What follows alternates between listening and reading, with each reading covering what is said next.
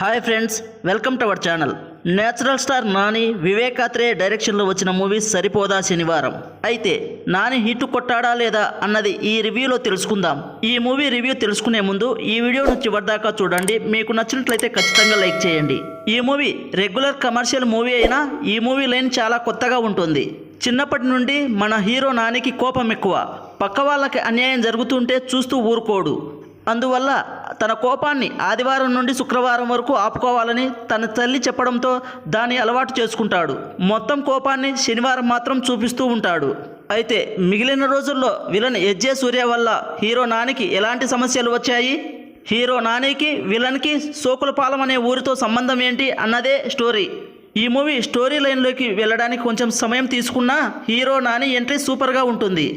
Regular format కథ అయినా దర్శకుడు తీసుకున్న శనివారం కాన్సెప్ట్ అదిరిపోయింది. ఇక వివేక్ ఆత్రేయ రైటింగ్ అండ్ ముఖ్యంగా జేక్స్ బీజే బ్యాక్గ్రౌండ్ మ్యూజిక్ ఈ మూవీని ఎక్కడికో తీసుకెళ్తుంది.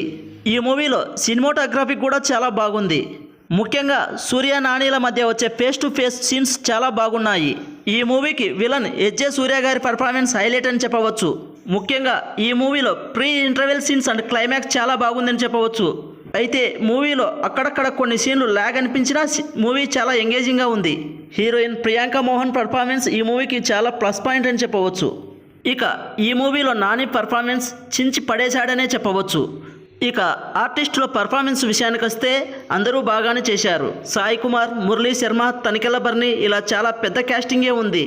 ఇక ఫైనల్గా నాని సినిమాలు ఇంతకుముందు మనకి ఎలా అనిపించాయో ఈ మూవీ కూడా అలానే ఉంటుంది.